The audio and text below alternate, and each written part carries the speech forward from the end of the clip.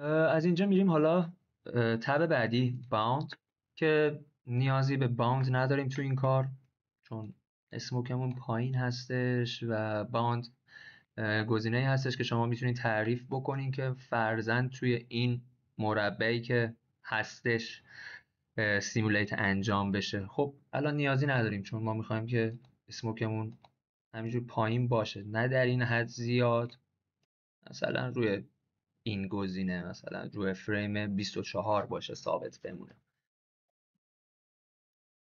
تب بعدیمون کالیژن هست که میبینید توی سمپلمون هم هیچ تغییراتی اعمال نشده با کار اصلی، نیازی بهش نداریم توی کالیژن، تو تب کالیژن.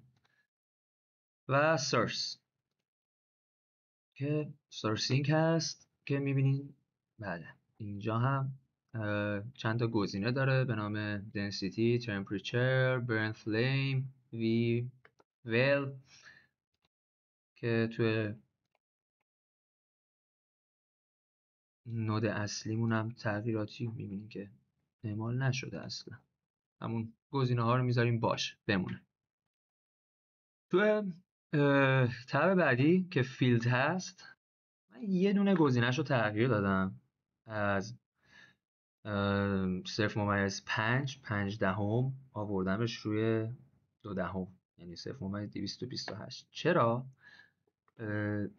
شما بازم باید با این قسمت که تمپریچر هستش دنسیتیمون نیازی نداریم به حجمش رو بخوایم تغییر بدیم چون نسبتا خوب هست، ولی تمپریچرمون رو نیاز داشتم که کمی تغییر بدم بسته به سلیقتون، بسته به مدل اسموکی که دوست دارین میتونین تغییرات رو روش اعمال بکنین، زیاد پایین نباشه زیاد بالا نباشه، بین همین 5 دهم تا نهایتا مثلا 1 دهم یکم باهاش بازی بکنین ببینین که چه حالتیشو دوست دارین همون حالت رو بذارین باشه. خب میریم تو تب شیپ. تو تب شیپ هم میبینین که تغییراتی اعمال نشده، نیازی نبوده که اعمال بشه، همینجوری خوب بوده. چون یه چیزی هستش که زیاد نیازی به دیتیل و اینجور چیزا نداره واقعا، یه قسمتی از کارمونه که در همین حدی که فقط دیده بشه بسه، پس نیازی نیست. میام قسمت لوک که میتونیم به اسموکمون کالر، شادو، سایه بدیم، رنگ بدیم، همینطور به فایرمون که ما اینجا فایری نداریم فقط دود هست. و میبینیم که حالا الان اگر بتونم بهتون اینجا نشون بدم، هرچی این اسکیلمون رو ببریم بالاتر تیره‌تر این پایین روشن‌تر میشه. به حالت اولیه‌اش با کنترل Z که همین 2.59 بود، تو قسمت سمپلمون هم که میبینیم 1. به این گزینه هم که کاری نداریم، کلا گزینه ادوانس تو این کار به دردمون نمیخوره، آوتپوتمون هم که دستی بهش نمیزنیم، نیازی نیست. و میریم سراغ فایل کش. خب این فایل کش، اینجا فایل رو که بزنیم یه فایل داریم، یه فایل کش داریم، فایل که آبجکتمون رو می آورد اصلا نیازی نداشتیم بهش توی این نودمون تانک اسموکمون، و فایل کش. فایل کش رو که بیاریم اینجا میبینیم که یه سری گزینه ها واسهتون میاد که اینجا اسم فایلتون رو مشخص میکنی که من زدم تانک اسموک فایل کش، آدرس فایلتون رو مشخص میکنین که کجا سیو بشه، میتونین ورژنش رو تعدادش رو بالا پایین ببرین، 2 تا ورژن بگیره یه دونه ورژن بگیره که هرچی این تعداد بالاتر باشه حجم فایلی هم که سیو میکنه واسهتون بیشتره. خب بعد چرا این کار رو انجام میدیم؟ واسه اینکه دیگه روی سیستمتون فشار نیاد، یعنی هودینی اینو چیز نکنه، لود نکنه واسهتون، از روی سیستم، از روی رم سیستمتون لود بشه، اینو میایم تبدیل به فایل کشش میکنیم که تایم کمتری بگیره ازتون. و خب ما میبینیم که روی کدوم گزینه میخواست، یعنی دودمون رو روی کدوم فریم خوشمون اومد. اینجا اگر ببینید زده فریم رنج، ما سینگل فریم رو انتخاب میکنیم، یک دونه فریم رو میخوایم فقط کش بگیریم ازش. سینگل فریم رو که انتخاب بکنیم دیگه این گزینه‌مون خاموش میشه واسمون، دیگه نیازی نیستش که مثلا بهش بگیم از فریم 1 تا فریم مثلا 240 تا فریم 30 واسه من سیو بکن. نه، فقط یه دونه گزینه، یه دونه فریممون رو واسمون سیو میکنه، چون نیاز داریم به یک دونه فریم های دیگه ای نیاز نه. اگر حالا خواستیم مثلا مووی باشه، این صحنه‌تون متحرک باشه، انیمیشن باشه، حرکت بکنه، که این گزینه رو انتخاب میکنید که اینجا فریماتون رو مشخص میکنین و سیو تو دیسک رو میزنین. اگر هم که یک دونه فریم بود، سینگل فریم رو انتخاب میکنین و سیو تو دیسک رو میزنین و سیو میکنه واسهتون و این گزینه‌تون روشن میشه. load from disk. خب من توی این قسمت رفتم روی فریم 33، یعنی اینجا، و دودم رو دیدم، این اسموک هم اینجا دیدم که خب این الان استایل خوبی داره، نه زیاد پایینه نه زیاد بالاست، چون موقعی که رندر میخواین بگیرین واضح باید باشه. اگر این طبیعتا یکم پایین تر باشه زیاد دیده نمیشه، یکم بالاتر باشه. و فریم 33 رو کش گرفتم و خب اینجا یه دونه تایم شیفت اضافه بکنیم، فریممون رو میذاریم روی 33. فریم رو که بذاریم روی 33، اینجا میبینیم که این هر چقدر تکون بخوره فقط فریم 33 رو به ما نشون میده. هر چقدر بره بیاد این فریم ها این ور اون ور بشه فقط فریم 33 رو به ما نشون میده و بیشتر نشون نمیده. خب باز دوباره میایم پایین تر از این گزینه، اینجا میزنین نول، این واسهتون میاد، این نود واسهتون باز میشه و اسمشو از این قسمت رو کلیک میزنین و فاینال اسپیس رو که بزنین آندرلاین باز میکنه واسهتون تانک اسموک، که اینجا هم یه دونه دارم واسه همین یه دونه یک خودش پیش‌فرض بهش اضافه میکنه. این گزینه رو که حالا از اینجا پاک بکنیم و میریم برای آموزش بعدی. خب خوش اومدیم به آموزش دوم و خوش اومدیم به چنل 3D World. و این آموزش دوممون هستش از این کارمون که یه تانکی هستش که شلیک میکنه و ما یک صحنه از این شلیک رو قرار رندر بگیریم. خب آموزش قبلی ما اومدیم خود آبجکت تانکمون و دودی که روش هست آموزش دادیم که این دود و این اسموک چجوری به وجود اومد، چی شد که این انجام شد. حالا میریم گزینه بعدی، قسمت بعدی که دود زیر تانک هست، که اینجا میبینین که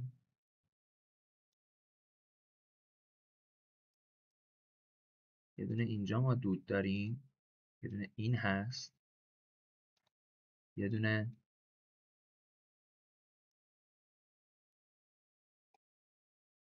این به اصطلاح شاک اسموکمون هست و خود آبجکت. حالا این دوتا رو خاموشش میکنیم، میریم وارد شاک اسموکمون میشیم. حالا این چجوری میاد اینو فکر کنم واسهتون توضیح ندادم. این قسمت هم شما دوباره تبو میزنین، یه جیومتری باز میکنین، جیومتری که باز بکنین اینجا اسمش رو میتونین انتخاب بکنین، واردش میشین و تب‌های مختلف، نودهای مختلفی که بخواین اینجا هستش رو دوباره وارد میکنین که دقیقاً مثل همینجاست که من اولین چیزی که وارد کردم یه تورسه. تورس اینجا تب میزنیم، این صفحه خالی، فرضاً که این صفحه خالی است. ما یه دونه تورس انتخاب میکنیم و این میاد توی این قسمت صفحه. خب این تورسمونی که انتخاب کردیم، حالا اینم گوشه ذهنتون باشه، فرضاً که ما میایم عقب و توی این گریدمون میبینیم که حجممون رو پیدا نمی‌کنیم. روی کیبوردتون دکمه جی رو که بزنین، حجمتون رو که اینجا انتخاب کردین رو بهتون نشون میده. خب این مقادیر رو میذارین، میبینین که کم میکنه، زیاد میکنه، شیپ رو تغییر میده، حجم رو تغییر میده. مقادیر رو کم و زیاد میکنین با اون نسبتی که دوست دارین که اون دود پخش بشه. اینجا تعیین میکنین این دوتا گزینه ها رو روی 50 میذارین. این دوتا گزینه چی هست؟ میبینین که تعداد ستون ها، تعداد خطایی که هستش رو تغییر میده. بعد میایم از ساب دیواید استفاده میکنیم. ساب دیواید چی کار میکنه؟ ساب دیواید تعداد خطوطی که ما داریم رو بیشتر میکنه و باعث میشه که حجم ما از حالت مستطیلی شکلی که تا حدودی داره در بیاد.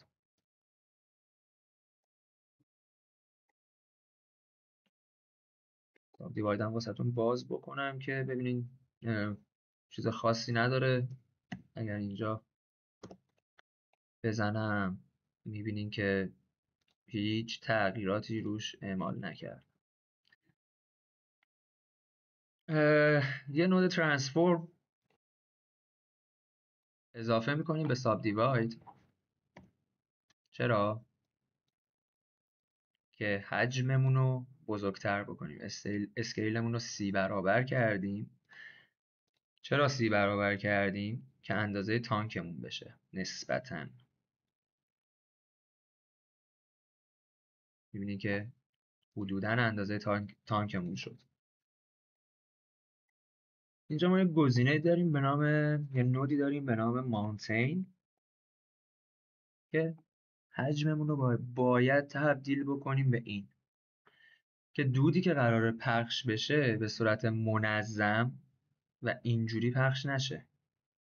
یکی از اینجا بیاد، یکی از این ور بره، یکی از اون ور بره و دودمون اینجوری پخش بشه تو فضا. حالا ماونتین از کجا میاد؟ ماونتین attribute noise mountain میتونیم بیاریمش. تمام گزینه هایی که میخواین و با همین تب یا اگر راست کلیک موستون رو انجام بدین تب منو باز میشه. خب من یه دونه ماونتین اینجا باز بکنم به صورت سمپل دوباره که بهتون بگم چه تغییراتی ایجاد شده. میبینین که گزینه‌های بالا هیچ تغییری نکرده. از این گزینه پایین این نود رو تغییر دادیم که حجممون نه زیاد نه کم، یک چیز نرمالی که مشخص باشه دیگه. element size چی کار میکنه؟ میبینی که تو سمپلمون 1 هست و ما اینجا گذاشتیم 7/8. این شکل اینجوری تغییر میکنه و یه حالت از شکستگی های زیاد یکم اسموت درش میکنه واسهتون. و گزینه های دیگه هم که هیچ تغییری نداریم، فقط همین گزینه هست.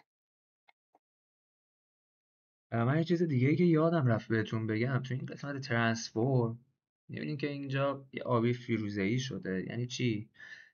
ما اینجا اومدیم یه چیزی رو تعریف کردیم واسش که حجممون توی فریم 1 اسکیلش بشه 5، توی فریم 11 یا 10 اسکیلش بشه C، یعنی این تغییر روش ایجاد بشه. چجوری اینو انجام میدی؟ Alt چپ کلیک موس، اینجا می نویسیم 5 حالا یا هر عددی که خواستیم، هر چیزی که خودتون مد نظرتون بود می نویسین. میاین روی فریم 1 Alt رو میگیرین، چپ کلیک رو میزنین، اینجا سبز میشه، یعنی سبز شد. میاین فریم 10 این گزینه رو تغییرش میدین به C یا هر عددی که خودتون دوست داشتین. حالا نگاه کنین، من مثلا میام کمش بکنم کمتر میشه، ولی خب من گذاشتمش روی C. Alt رو چپ کلیک رو میزنین، دوباره اینجا پین میشه واسهتون که روی فریم 1 روی 5 باشه اسکیلتون، روی فریم 10 C باشه اسکیلتون. وقتی میایم پایین تر اینجا یه دونه گزینه دیلیت، یه نود دیلیت اضافه میکنی که این نود دیلیت چی میگه؟ اینجا ما بهش زدیم که از فریم 10 به بعد تو دیگه کاری نکن، حذف شو. که روشنش بکنی مشخص میشه دیگه. ببینین از فریم 10 به بعد تو دیگه حذف شو.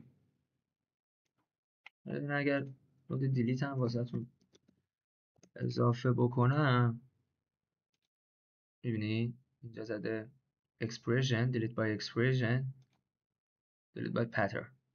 ما نیاز به expression داریم اینجا. پاکشون کنم که قاطی نشه.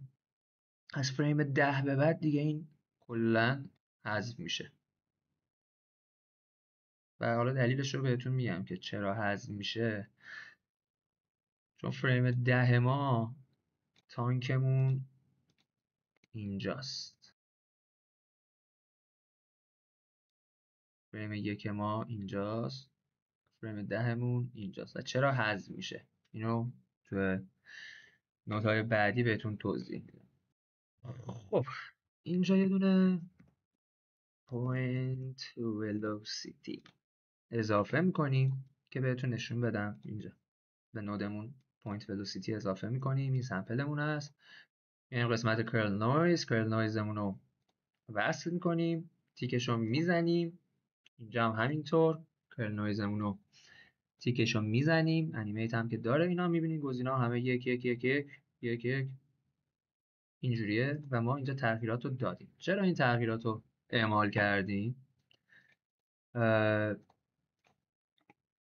میبینیم که این خطا نشونه ولوسیتیمون هست که نشون میده که به چه جهتی باشه دودمون و کاملا نامنظم باید باشه.